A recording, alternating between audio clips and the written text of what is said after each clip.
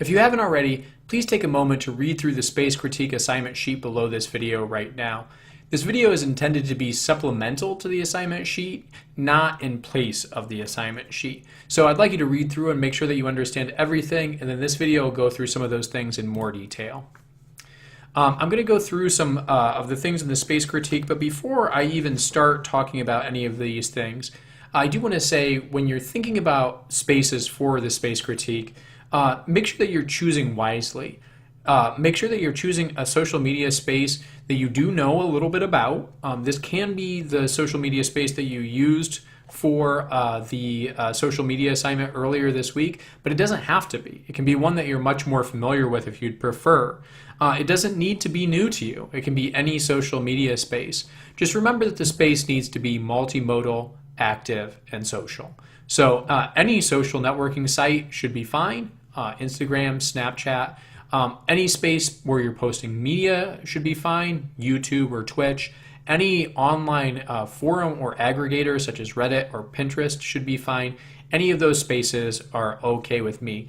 Just think through a space that you think will be interesting for you to cover and that you think that you can cover in detail.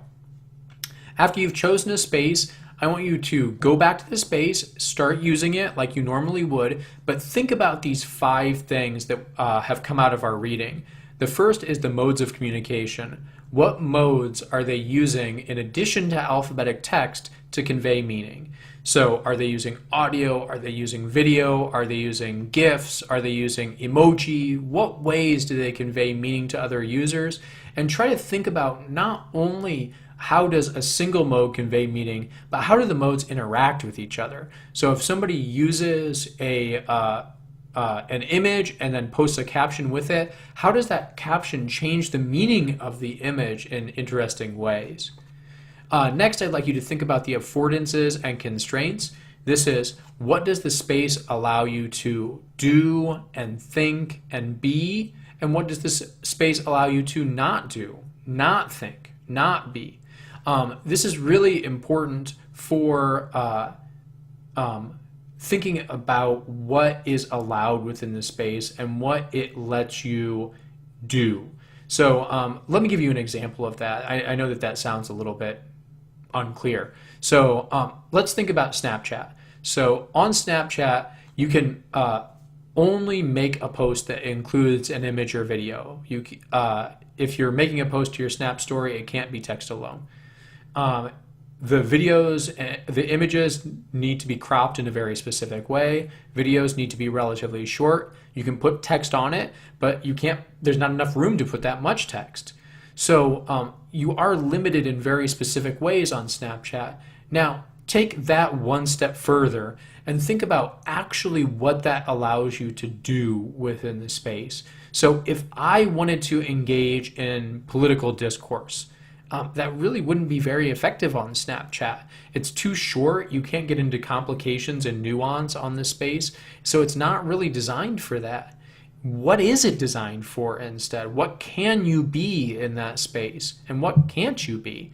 And what does that say about the space itself? What is it trying to encourage? Next, I'd like you to think about the discourses, what specialized language, images, gestures are used within the space that may be difficult for outsiders to understand. Discourse systems include any ways of making meaning that kind of identify insiders and outsiders to a specific group. So obviously you can think about slang that's used within the space, but I'd like you to go beyond that and start thinking about certain kinds of other modes that might be used that might not immediately be understood within the space. So let's talk about Facebook, because I think it's the one that people are most familiar with. On Facebook, we can talk about liking and we can talk about friends. In the context of Facebook, to like something doesn't necessarily mean to like it in the way that we normally use that word. To like something just means to react to it in a certain way. So you can like something and actually still dislike it. You're just approving of the content in a certain way.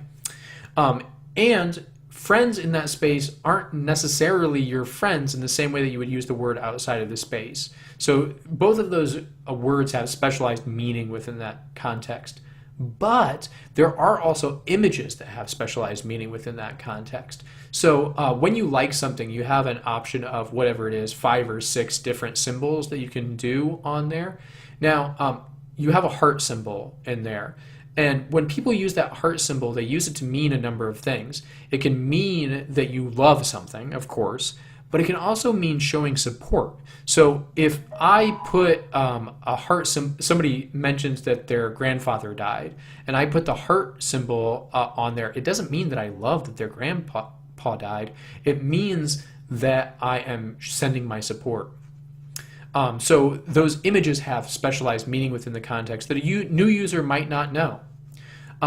Next, I'd like you to think about the social structure of the space. Who has power?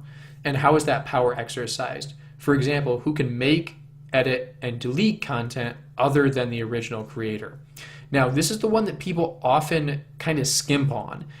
They say, oh, only the original user can make and delete content. That is not true. There is no social media space where nobody else can delete the content. But I'd like you to think about, in your space, who is the person that can exercise power? So if you're in a Facebook group, the moderator of the group can also delete and edit posts. If you're on Reddit, the moderators can delete posts, but the administrators can not only delete posts, but delete whole subreddits. Think about that in there and how that power is exercised and what it means. So when is that power exercised? When would somebody edit or delete a post? Why would somebody edit or delete a post? And why does one person have that power and not other people? Think it through. And finally, I'd like you to think about collaboration within this space. Do users offer feedback to other users or co-create content with them? Now, a lot of people will always say, oh, there is no collaboration within my space, and that's not true of any social media space. Every social media space at least has some kind of co-written content. Think of it this way. If I make a post on Facebook and somebody writes a comment below it adding more information, that post is now co-written. Somebody else has added information that adds to my post and will follow that post around within the space. So that now is co-written. So places like Google Drive offer heavy collaboration. Things like Wikipedia offer heavy collaboration. But even places like Facebook or Twitter do offer some kinds of collaboration. When somebody retweets something, that's a kind of collaboration. You're kind of now co-creating new content. Think through that kind of collaboration. As I said, you are welcome to choose any kind of space that you want.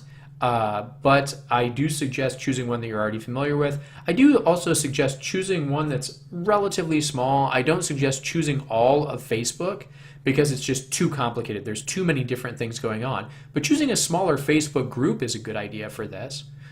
And same with Twitter. Choosing all of Twitter may be too big, but choosing a single hashtag might be useful. Okay. So let's go through some of the requirements here. This project should be 1,500 to 3,000 words. I would like you to stick within that range. I can't imagine that you can get to enough detail in fewer than 1,500 words. And if you're going over 3,000 words, it's a good time to start thinking about areas that you can cut. You're probably getting off topic if you go beyond that. In the past, I've had people write up to 10,000 words, and usually those projects are not better than the ones that are 3,000 words. They're just longer. And so try instead to keep it concise. Keep to that 3,000 words. Projects also must include sample content from the space, things like images, audio, video, or links showing examples of what's going on within the space. Images you can drop right in there. I suggest taking screen captures of real content within the space. If you don't know how to do screen captures, type whatever device that you want to capture from and screen capture into Google, and it'll tell you how to do it. Each device does it differently, so it's different on a Mac than it is on a PC. It's different on an Android phone than it is on an iPhone, and even different versions of iPhones and different versions of Android have different ways to do screen capture, so you'll have to look that up. The due dates are on here. There's a little note in here about screen captures. Submitting content, like I said, I will say in the Google Drive video below, make sure that you write your document, your space critique, directly in Google Drive. Please don't write it in Word and then upload it. When you're naming the document, make sure that you're naming it with your name, the name of the class, and the name of the assignment, like in the example right here. When you're finished with it, just drop it into the shared folder for the class, and I'll know that you're ready to go. When you're ready for a peer review group, though, do email me that as well. I do have a little tutorial in this assignment sheet about including media here. Please read this really carefully. A lot of people don't incorporate media well, and these 3 guidelines do help you incorporate media well. Ask yourself when you're including, let's say, an image, does the media help you understand, help us understand points in your critique? If the answer is no, don't use the media, use different media. So for example, if you're critiquing Twitter, giving an image of the Twitter logo doesn't actually help us understand Twitter at all. It doesn't really tell us any new or unique information. But let's say you're talking about how hashtags are used within Twitter. You might include an image of real hashtags in use. That would give us some new or interesting information. Next, ask yourself the question, is the media placed strategically within the critique? That is to say, is the media close to where it's mentioned within the body of the text? So if you have a paragraph talking about hashtags, that's a really good time to include the image of a hashtag. And last, is the media referenced in the text? You shouldn't assume that your reader is going to totally understand why you've included the piece of media. You need to give them some information telling them what you want them to notice about it. So if you have an image of hashtag and you have the image right there next to where you're talking about hashtags, you want to, in the body of the text, say something like, as you can see in the image to the right, there are several hashtags that help join these various conversations. This will help us to notice what you want us to see in the image so we aren't just going in blind. There's a few additional media tips here. These are less important. Just make sure that to add an image in Google document, you can simply drag it in. There's more about this in the video below. Make sure you're anchoring links. That means that you shouldn't be able to see the URL fully. It should be anchored to some text like I've anchored to this text right here. There's more about that in the video below as well. And please remember that video and audio can't be dropped into Google Drive documents directly. Instead, you'll need to upload them to somewhere like YouTube or SoundCloud and then post a link to that upload. The grading criteria are below. I'm not going to go through them each individually. Please do read those through carefully on your own, but I will talk about how you get grades below. You get an A if you have 7 or more of the 9 grading criteria above at exceeded, not just met. You get an A- if you have between 3 and 6 of the criteria exceeded, and you get a B+ if you at least meet all of the criteria. So that means just meeting the criteria does not give you an A. Just meeting the criteria gives you a B+. If you want an A- or an A, you need to try to exceed the grading criteria. If you don't exceed them, you'll get lower than a B. Of course, I give 2 examples of a B and a B- here, but it can go much further down than that if you just aren't meeting any of the criteria. If there are any questions about this assignment, at the bottom of this folder, there is a link back to the questions. I would like you to take a moment to ask at least one question about this assignment right now. Again, this is just to encourage that dialogue about the assignments, but also to get us thinking about things that might go wrong in this assignment. What are some things that maybe you want a little bit more information on? Okay, so ask that question and we can get started. Make sure to watch the video below about Google Drive.